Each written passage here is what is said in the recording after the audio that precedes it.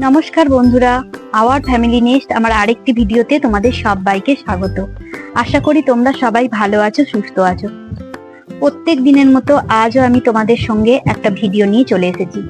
আজকে আমি তোমাদের মোচার একটি রেসিপি দেখাবো। মোচা তো তোমরা সবাই বাড়িতে রান্না করো এবং মোচার বিভিন্ন রকম পদ তোমরা বাড়িতে রান্না করো। মোচা তো জানো মোচার মধ্যে কতটা ভিটামিন আছে, আয়রন আছে। মোচা ধরো প্রত্যেক বাড়িতেই প্রায় রান্নাটা হয়, তো মোচার মতো এত উপকারী একটা খাবার, সেটা প্রত্যেক মাসেই যদি একবার করে খাওয়া যায় তো খুবই ভালো। তো আজ আমি দেখাবো এই মোচারই একটা পদ, মোচা দিয়ে ছোলার ডাল। তো চলো দেখা যাক আমি রান্নাটা কিভাবে। তো আমি এখানে দেখো একটা গোটা মোচা নিয়েছিলাম। মোচাটা আমি মোটামুটি ছাড়িয়ে নিয়েছি, তো পরিষ্কার করে ছাড়িয়ে নিয়েছি। এবার মোচাটাকে আমি ছোট ছোট টুকরো করে কেটে নেব। অন্যদিকে আমি এখানে এক বাটির মতো ছোলা ডাল, যেটা ভালো করে ধুয়ে পরিষ্কার করে সারা রাত ভিজিয়ে রেখেছিলাম, তো পরের দিন আমি সকালে এটা দেখাচ্ছি। তো এখানে আমি ছোলার ডালটাকে রেডি করে নেবো। কিভাবে রেডি করব? 1 চামচ লবণ দেব, সামান্য একটুখানি হলুদ দেব, এবার একটু জল দিয়ে দেব। জলের পরিমাপটা কিন্তু বেশি দেওয়া যাবে না, এখানে 1 গ্লাসের মতো জল দিতে হবে এবং 2 থেকে 3টে সিটি দিয়ে ছোলাটা সেদ্ধ করে নিতে হবে। ছোলা কলাইটা ছোলার ডালটা।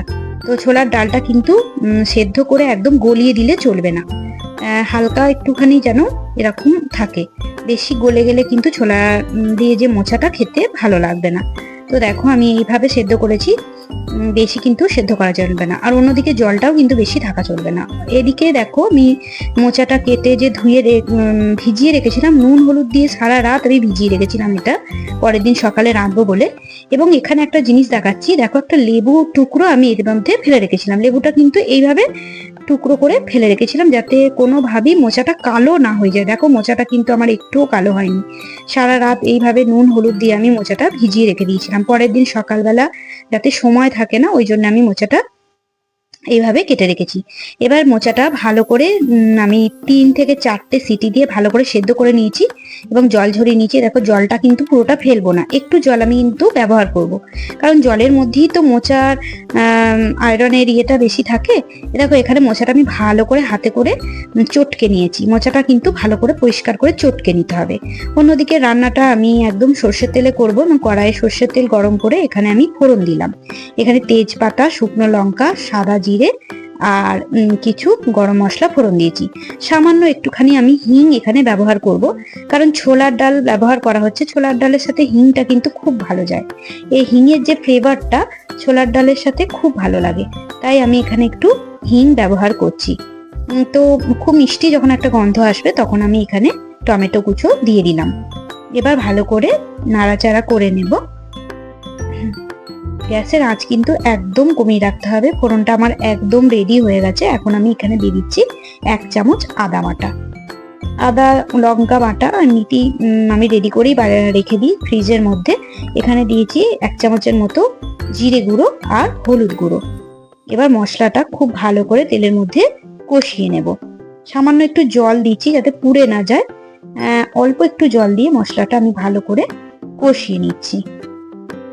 তো বন্ধুরা, তোমাদের যদি আমার এই রেসিপিটি ভালো লেগে থাকে অবশ্যই অবশ্যই আমার চ্যানেলটিকে সাবস্ক্রাইব করে আমার পাশে থেকো। আর আমার এই ভিডিওটা কেমন লাগলো অবশ্যই সেটা তোমরা কমেন্ট করে জানিও, আর পারলে একটা লাইক করে দিও।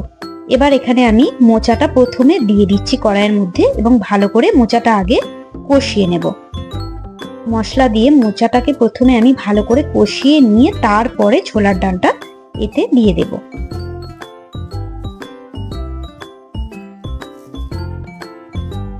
মোচাটা ভালো করে একটুখানি মশলার সাথে কষিয়ে নিলাম।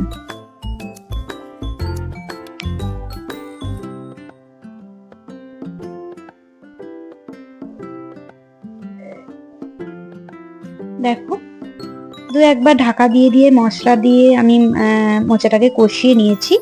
মোটামুটি যখন কষানো রেডি হয়ে যাবে তখন কিন্তু এতে ছোলার ডালটা দিয়ে দেব।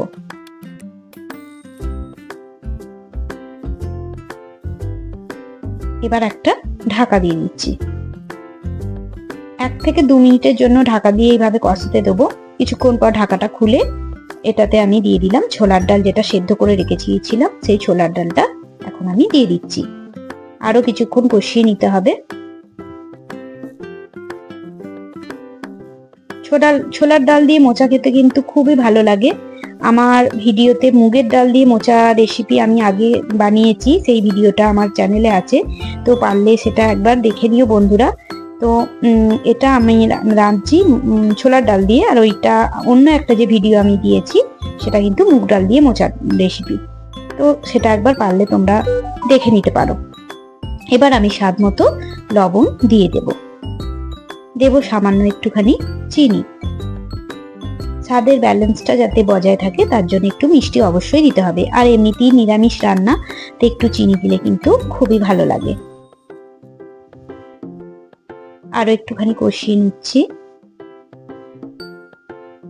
গ্যাসের আঁচ কিন্তু একদম কমিয়ে রেখেছি এবং চাপা দিয়ে ঢাকা দিয়ে এইভাবে আমি 2-3 বার করে কষিয়ে নিয়ে পরে একটু পর্যাপ্ত জল দিয়ে দেব।